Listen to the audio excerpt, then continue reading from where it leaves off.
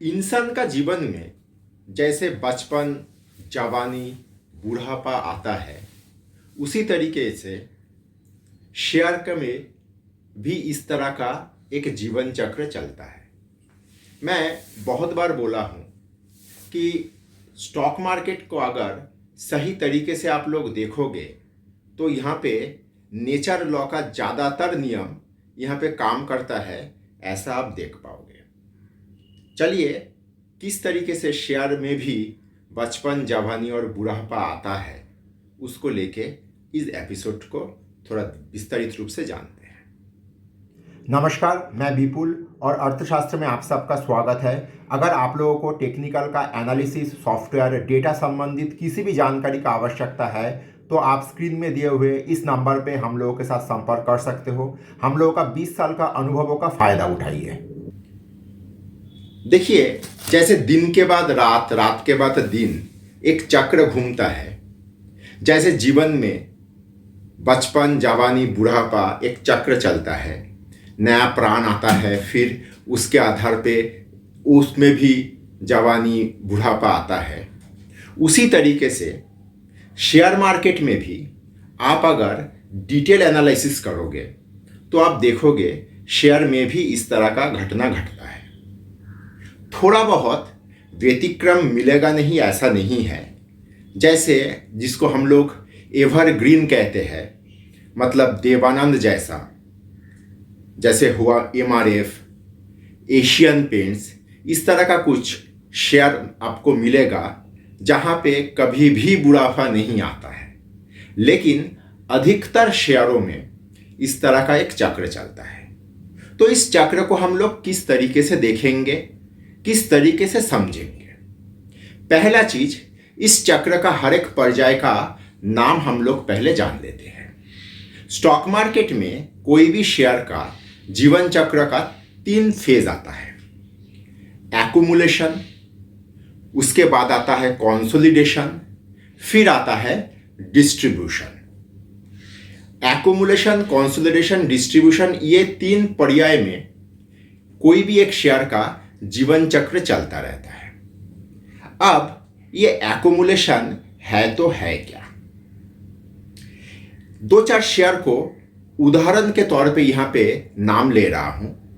जैसे हिंडाल्को किसी एक समय में 37 रुपया दाम हुआ करता था, और उस वक्त जब हिंडाल्को हो गया था, ऐसा बहुत सारा कंपनी का नाम आप लोग लोगे जो कंपनी किसी एक समय में बहुत ही कम दाम में मार्केट में ट्रेड होता था। जैसे मान लीजिए टाइटन 4 रुपया में बिकता था, ट्रेड होता था, as a penny stock market में टाइटन स्टैब्लिश था।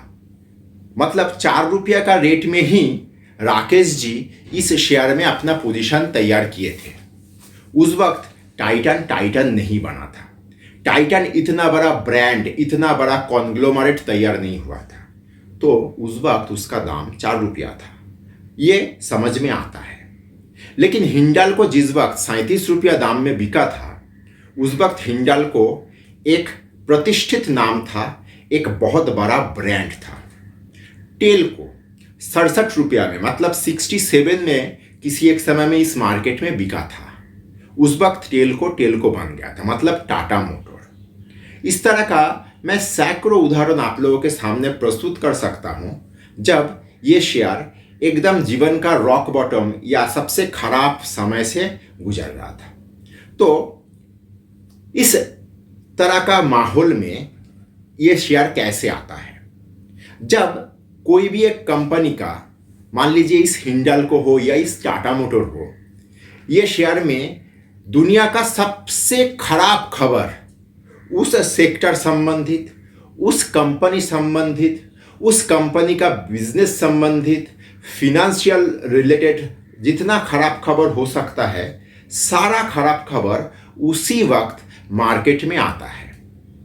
और वो समय शेयर मार्केट में इस पर्टिकुलर कंपनी का शेयर में लोगों का ट्रेडिंग हो या इन्वेस्टमेंट हो, इसके लिए कोई रुचि नहीं रहता है। मैं एक उदाहरण देके आप लोगों को समझाता हूं। बरसों पहले एक बार मेरे हाथ से टाटा स्टील का 1000-2000 शेयर शॉर्ट सेल हो गया था कैश मार्केट में। मार्केट बंद होने के बाद हिसाब में निकला कि मेरा करीब 2000 शेयर टाटा स्टील का मार्केट में शॉर्ट पोजीशन जा रहा है। अब मार्केट में शॉर्ट पोजीशन को संभालने के लिए क्या किया जाएगा? मेरा डिलीवरी सही समय पे मार्केट में देना होगा, नहीं तो मार्केट में उसका ऑक्शन होगा, पेनल्टी होगा, उस मतलब बहुत बड़ा एक कार्यक्रम होता है। सजा के तौर पे ये एनएससी का इस तरह का प्रावधान दिया हुआ है। तो मार्केट का कोई भी एक होल्ड टाइमर नॉर्मली इस तरह का परिस्थिति का अगर सामना करता है तो वो अपना भाई बंधु मित्रों से मार्केट का वो पर्टिकुलर शेयर को ढूंढता है। मैं भी वही किया। मैं जितना मेरा जान पहचान है सबसे पूछा, भाई तुम्हारे पास टाटा स्टील है? गौर करिएगा, उस वक्त टाटा स्टील का दाम था करीब 61-62 रुपया। मैं बरसों पहले का बात बोल रहा हूं। अब बिलीव नहीं करोगे आप लोग, किसी के पास टाटा स्टील नहीं था। मतलब टाटा स्टील छोड़ के सब शेयर अवेलेबल था, टाटा स्टील ही नहीं था। और पूरा दिन में टाटा स्टील में 1 रुपया का फार आता नहीं। अब आप पूछोगे फार का मतलब क्या हुआ? फार मतलब उसी दिन उस शेयर का हाई और लो का जो डिफरेंस होता है उसको हम लोग मार्केट के भाषा में फार कहते हैं। मतलब एक दिन में टाटा स्टील का रेट में 1 रुपया का फ्लक्चुएशन नहीं होता था। मार्केट में टाटा स्टील का वॉल्यूम 2-4-5 हज़ार, क्या बहुत अधिक हुआ तो 10,000 का होता था। तो ऐसे एक माहौल में मुझसे गलती हो गया और मेरा 1-2 हज़ार शेयर मार्केट में शॉर्ट रह गया। तो हैरान परेशान मैं उस वक्त कलकत्ता स्टॉक एक्सचेंज का बहुत बड़ा एक दिग्गज व्यक्ति, नाम लेना नहीं चाह रहा हूं, उनसे पूछा कि सर जी आपके पास टाटा स्टील होगा तो आप मुझे 2000 शेयर, 1000 या 2000, चलिए वो इंपॉर्टेंट बात नहीं है, मुझे उधार दीजिए, मैं 2 दिन बाद आपको दे दूंगा। बोला कोई एक ढंग का शेयर का नाम तो बोल। ये शेयर मार्केट में अभी भी ट्रेड होता है क्या? आज भी वो बात मेरे कान में गूंजता है। टाटा स्टील का इज्जत ही नहीं था। कोई पूछ रहा है अभी भी ये शेयर मार्केट में ट्रेड होता है क्या? कोई एक ढंग का शेयर का नाम बोल। तो इस तरह का एक परिस्थिति, मतलब माहौल किस तरह का होता है पर्टिकुलर इस तरह का खराब समय में कंपनी का, वो समझाने का कोशिश कर रहा हूं। तो मुझे बहुत मेहनत मशक्कत करने के बाद टाटा स्टील का शेयर किसी से मिला और मैं मार्केट में डिलीवरी लगा के मेरा ऑक्शन बचाया। मतलब मार्केट में कोई भी व्यक्ति इस पर्टिकुलर शेयर में ट्रेडिंग हो चाहे इन्वेस्टमेंट हो, ये सब करने का मन नहीं है। दूसरा बहुत सारा सेक्टर चल रहा है, उसी में इन लोगों का रुचि रहता है। मतलब शेयर का वॉल्यूम एकदम ड्राई आउट हो जाता है। तो एक्यूमुलेशन फेज का सिम्टम क्या क्या मिला? पहला सिम्टम, शेयर में जितना सारा दुनिया भर का खराब खबर मार्केट में आएगा उस शेयर का फार बहुत नैरो हो जाएगा। तीसरा, वॉल्यूम एकदम ड्राई आउट हो जाएगा, मतलब वॉल्यूम ना के बराबर रहेगा। और जितना वॉल्यूम हो रहा है वो भी हम लोग कहते हैं मजबूरी का सौदा। कैसे मजबूरी का सौदा? मान लीजिए किसी के पास टाटा स्टील का शेयर था और उसको कहीं पे फाटका में, मतलब सट्टाबाजी में लॉस हुआ है, तो वो देख रहा है घर से पैसा देने से बढ़िया है कि ये शेयर बेच के डिफरेंस का पैसा एडजस्ट कर लो। तो इस तरह का काम होता है। खराब खबर, वॉल्यूम नहीं है, फार नहीं है, वो शेयर जैसे एक तरह से बड़ा बड़ा जंक्शन स्टेशन में ट्रेन को सांटिंग में डाल दिया जाता है, उस तरह का एक हालत में से ये शेयर जाता है।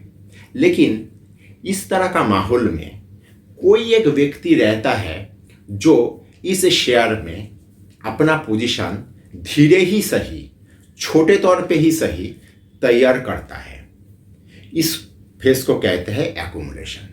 आप लोगों को थोड़ा याद दिला दूं, हम लोग आज के तारीख में मार्केट में रिलायंस लेके कितना बात करते हैं। आप लोगों को सुनने में अद्भुत लगेगा, ये रिलायंस भी 10 साल का एक्यूमुलेशन फेज से गुजरा है।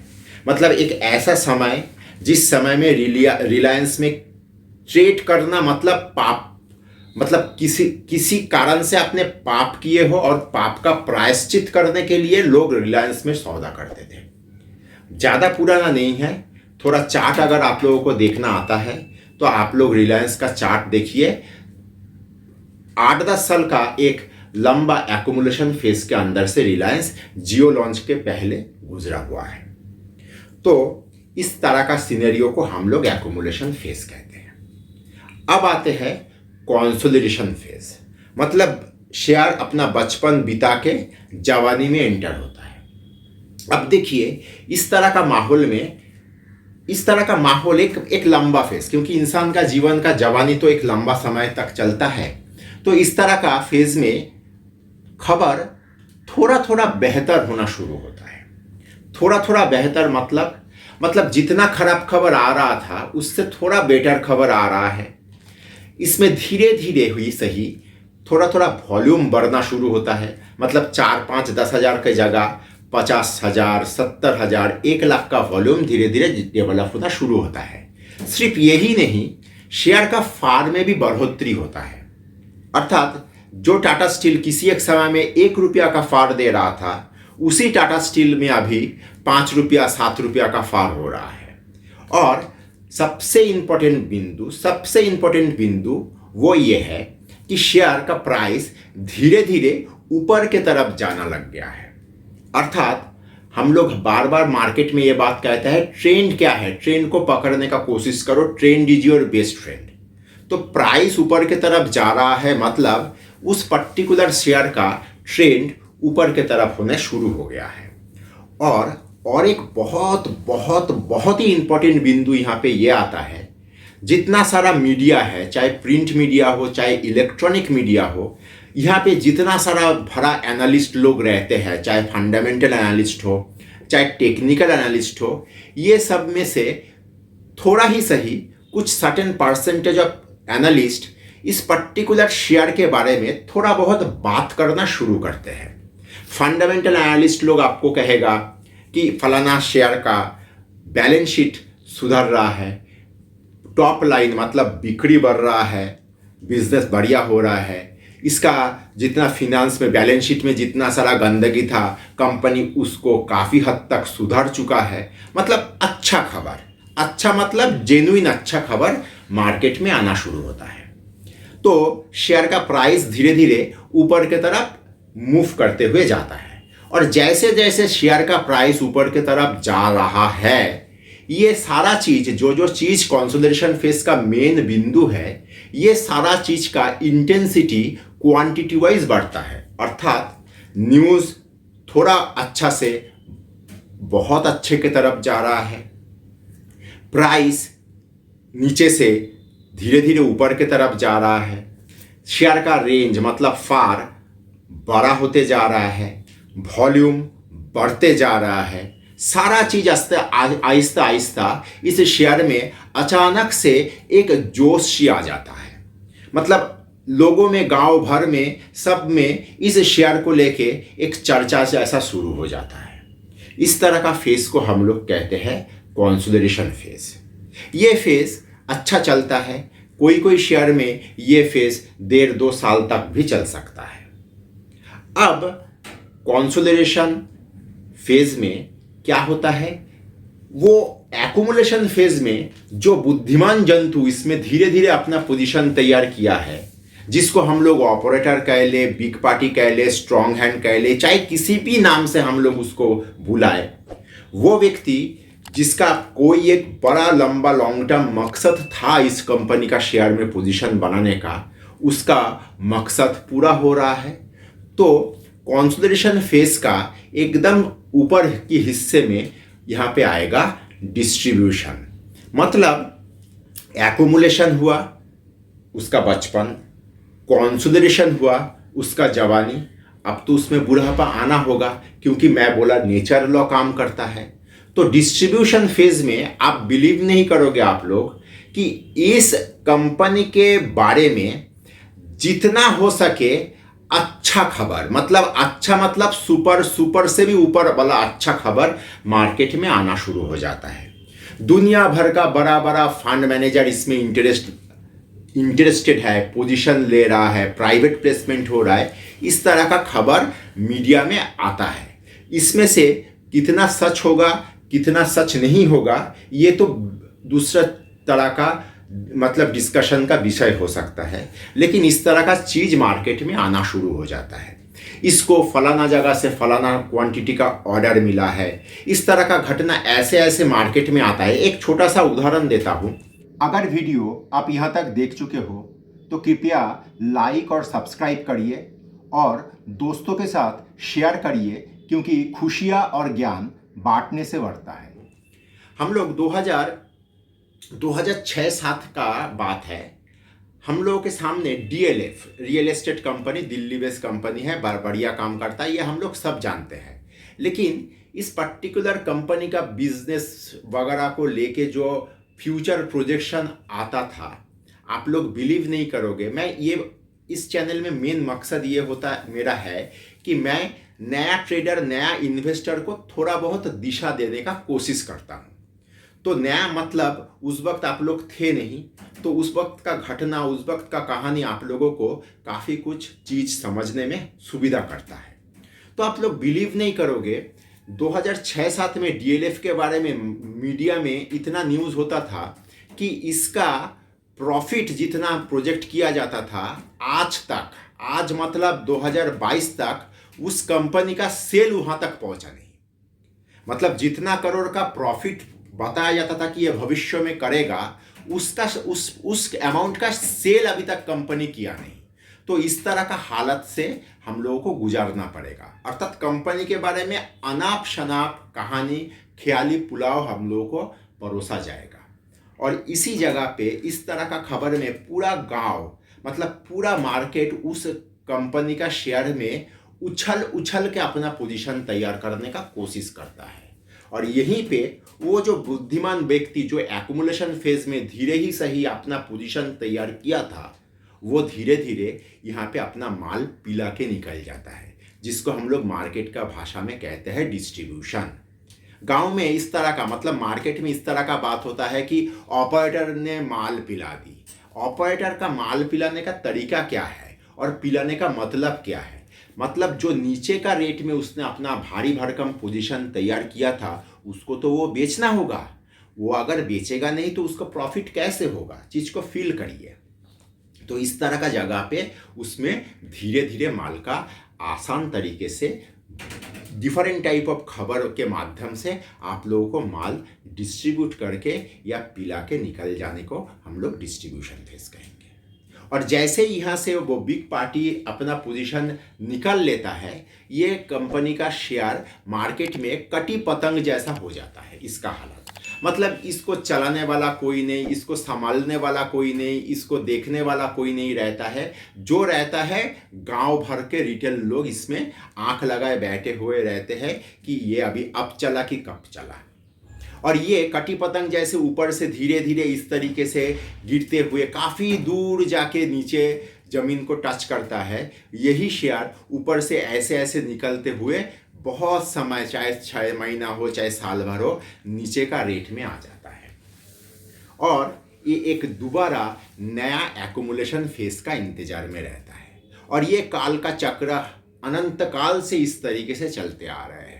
आप लोग अगर कोई भी शेयर का चार्ट गौर से देखोगे, चाहे टाटा मोटर हो, चाहे टाटा स्टील हो, चाहे ACC हो, चाहे गुजरात अंबुजा हो, दुनिया भर का जितना कंपनी का शेयर आप देखोगे, हाँ इसमें एक्सेप्शन रहेगा और रहता है। मैंने पहले भी इसका जिक्र किया, जैसे MRF हुआ, एशियन पेंट्स हुआ, ये सब में इस तरह का घटना नहीं घटा है। लेकिन ये परसेंटेज वाइज 2 या 3% शेयर ही आपको पूरा मार्केट में मिलेगा। बाकी सब में इस तरह का काल चक्र चलता रहता है। आशा करता हूँ वर्तमान परिस्थिति में आप लोगों को शेयर का ये चक्र समझाने का कोशिश किया और आप लोग थोड़ा बहुत इसमें से कुछ ज्ञान या जानकारी हासिल कर पाए। धन्यवाद।